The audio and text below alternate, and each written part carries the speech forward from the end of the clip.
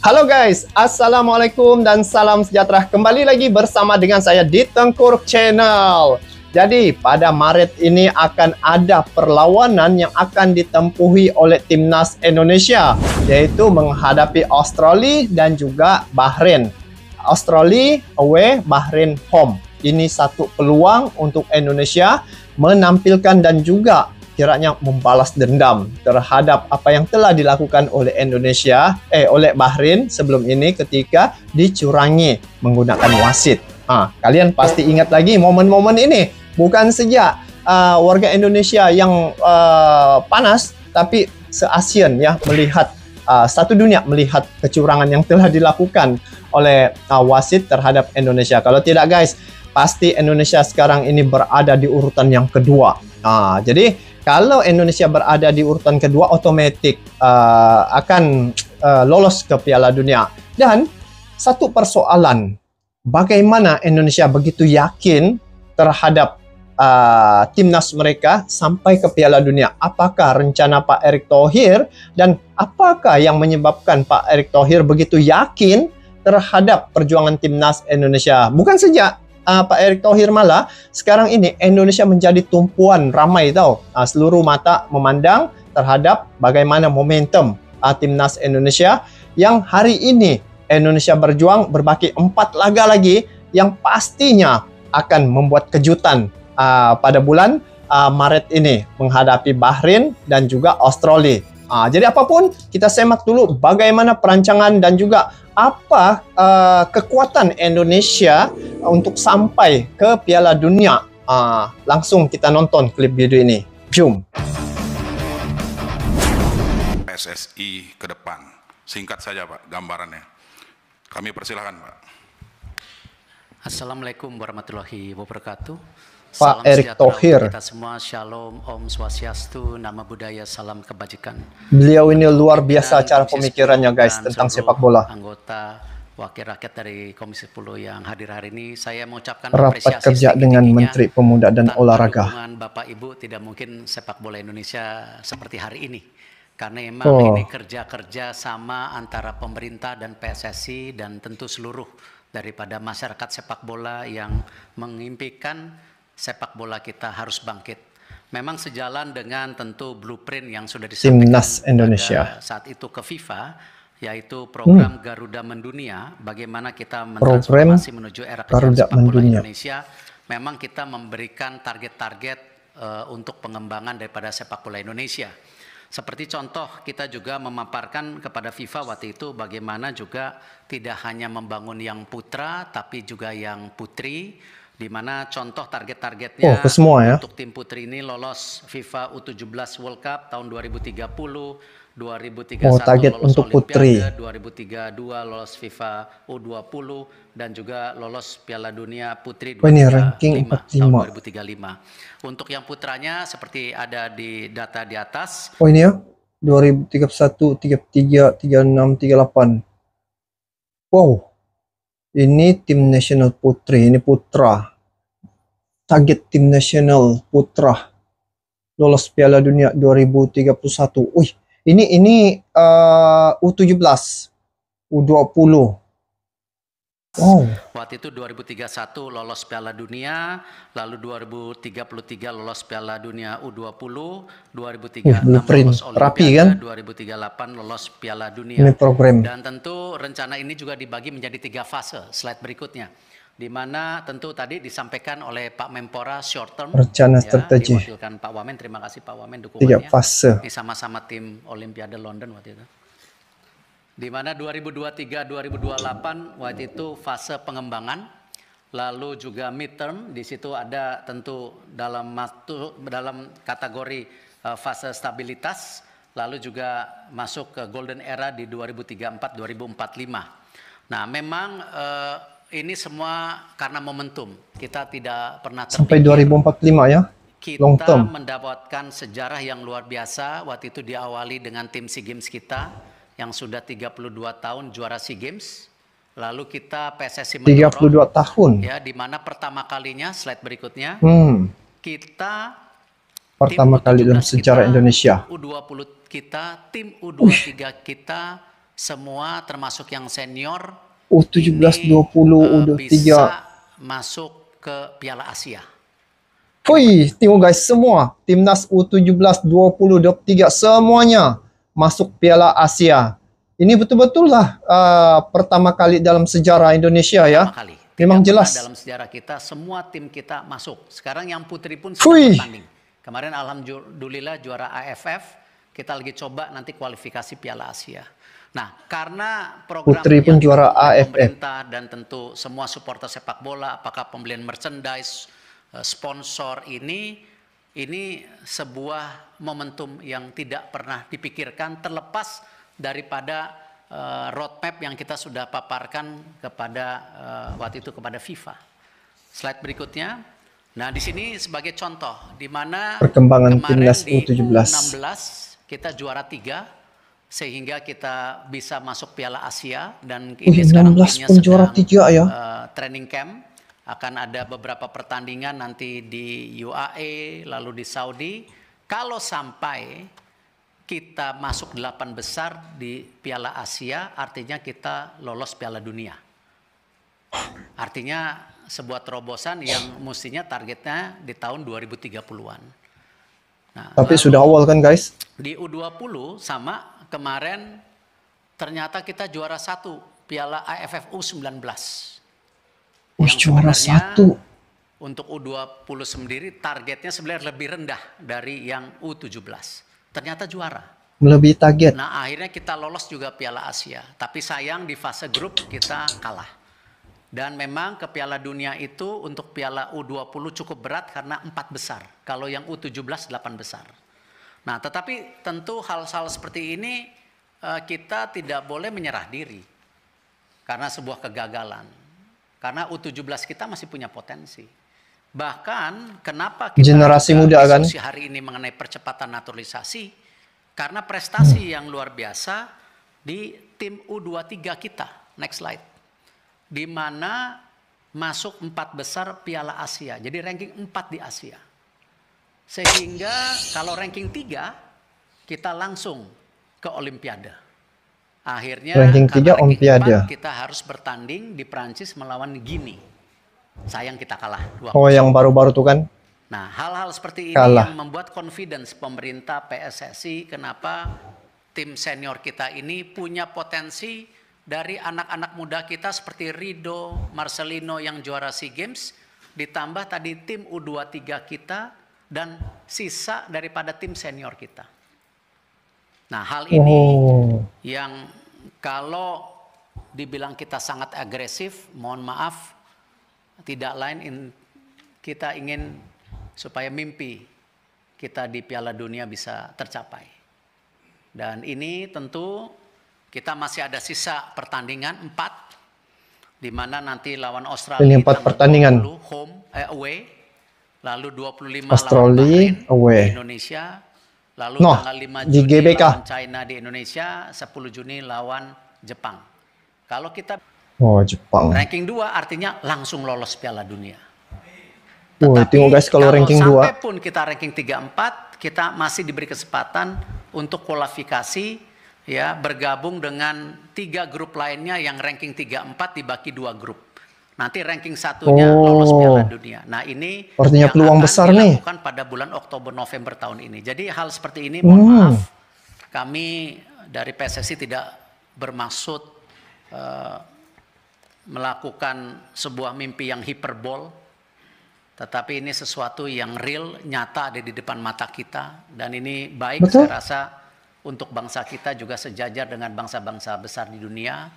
Dan kami tentu perkembangan tim nasional senior ini juga tetap kita lakukan bagaimana terus membangun regenerasi tim nasional melalui program pembangunan usia dini. Yang mungkin pada kesempatan berikutnya, slide berikutnya, saya berharap saya diberi waktu paparan lebih lebar.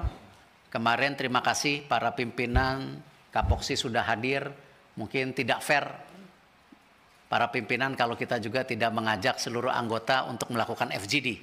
Ya, karena memang semua diajak ya. Mungkin 30 halaman yang tidak mungkin saya presentasikan saat ini. Dan insya Allah niat baik, nawaitu baik dari bapak-bapak ibu yang hadir kita tidak akan salah gunakan. Ini sekedar memang bagaimana kita memastikan mimpi kita sebagai bangsa bisa setara dengan bangsa-bangsa dunia. Terima kasih. Wassalamualaikum warahmatullahi wabarakatuh. Wah, jelas, memang jelas apa yang direncanakan oleh Pak Erick Thohir, blueprint yang dia persembahkan ya. Dari segi target Indonesia, asalnya nih, dia target masuk Piala Dunia 2030. Artinya ada berapa tahun lagi untuk 5 tahun ke depan. So 2030, sekarang ini 2025. So bila melihat kenapa, itu yang saya tertanya-tanya juga, kenapa Indonesia begitu cepat untuk melaksanakan program ini. Ternyata di sini peluang Indonesia sangat besar bila melihat apabila Indonesia membuat program naturalisasi. Jadi pemain-pemain yang ada dalam timnas Indonesia itu yang mempunyai keturunan Indonesia masuk gabung dalam timnas Indonesia. Disinilah satu perubahan yang ramai orang tidak menduga bahwa Indonesia boleh sampai ke tahap yang tertinggi saat ini. Nah, bila melihat program regenerasi yang dikatakan oleh Pak Erick Thohir, sekarang nih Coach Sintayong telah melatih. Itu yang saya lihat ya, dia melatih anak-anak muda ini untuk masa hadapan. Sekarang ini dia sudah proses melatih generasi muda untuk mengekalkan pemain-pemain Indonesia ini sentiasa ada, sentiasa berpengalaman, sentiasa mendapat masukan-masukan. Jadi inilah satu kejayaan bagi Indonesia dari segi persepak bolaan di negara mereka. Bagaimana mereka membawa timnas mereka itu sampai satu tahap yang sangat membanggakan. Bukan sekadar di Indonesia, malah turut serta juga ASEAN terlibat ya. Karena hari ini Indonesia satu-satunya menjadi wakil tunggal untuk melaju kepada putaran yang ketiga, berbaki 4 laga lagi yang akan ditempuhi. Jadi bila melihat apabila pemain-pemain Indonesia begitu ramai ya, pemain yang berkelas dalam timnas Indonesia. Jadi untuk mendapatkan pemain-pemain untuk laga yang ada sisa 4 laga lagi ini, tidak ada kesukaran untuk Indonesia menampilkan pemain-pemain yang begitu baik ya. Karena untuk menghadapi Australia, ada beberapa pemain yang tidak dapat tampil ya, seperti Wak Haji ya, Ratnar tidak dapat karena dia ada kartu, dikenakan kartu sebelum ini. Jadi baru-baru ini ada beberapa pemain yang sudah dinaturalisasi seperti oleh Romeni, dan ada 3 lagi pemain yang akan digabungkan ataupun dinaturalisasi untuk timnas Indonesia. Nah, ini yang menjadi daya tarik ya, bukan sekadar Indonesia, malah negara-negara asing juga turut tertarik dengan program yang telah dilakukan oleh Indonesia ini bagi mencapai matlamat mimpi mereka untuk sampai ke Piala Dunia. Nah, dari segi kepelatihan, Indonesia sekarang mempunyai Patrick Kluivert dan asisten pelatih, yang mana sekarang ini pemain-pemain yang ditampilkan untuk menghadapi Australia, Bahrain, China dan Jepang, ini pasti akan ada lagi perubahan-perubahan untuk pemain-pemain nih ke depan, sebab ini sukar untuk dibaca tahu oleh penganalisa sepak bola ya untuk negara-negara lain, terutamanya pihak lawan. Apabila Indonesia sering menggantikan pemain ataupun setiap kali tampil pasti ada pemain-pemain baru, ini akan menyukarkan pihak lawan untuk membuat analisa bagi mencari kelemahan-kelemahan yang akan mereka tempuhi. Jadi bila melihat apa yang berlaku sekarang ini dari segi persepak bolaan di Indonesia, satu-satunya yang saya lihat jelas ya blueprint ya, dan juga perancangan untuk masa hadapan, Indonesia adalah satu role model. Ini yang saya dapat lihat bagaimana membangun persepak bolaan di negara mereka. Sungguh pun Indonesia menampilkan sekarang ini 80 hingga 90% daripada pemain utama mereka itu adalah pemain keturunan, tetapi ini bukan halangan karena mereka adalah warga negara Indonesia, ataupun bila masuk dalam timnas Indonesia, mereka ini adalah timnas Indonesia. Jadi bila saya melihat perlawanan beberapa seri laga yang ditempuhi oleh Indonesia, memang peluang untuk Indonesia sampai ke Piala Dunia memang begitu cerah.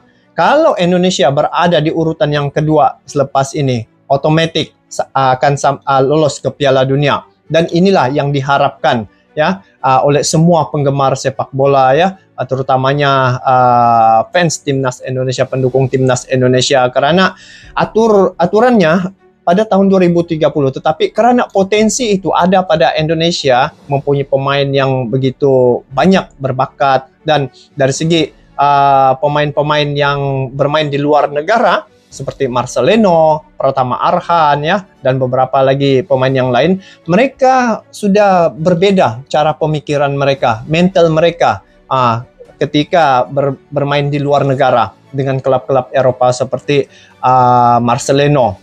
Jadi dari segi pola pemikirannya memang sudah terbuka luas. Nah, jadi apa yang dapat kita highlight di sini bahwa Indonesia sekarang ini berada dalam satu landasan yang betul dan juga didampingi oleh pemimpin yang benar, yaitu Pak Erick Thohir sebagai Ketua Umum, yang mana rencananya nih memang jelas, dan juga ini membuktikan bahwa persepak bolaan di Indonesia pasti akan meninggalkan negara-negara di ASEAN ya. Sekarang pun sudah kelihatan bagaimana Indonesia satu-satunya sejak dari ASEAN ya yang sampai ke Piala Dunia.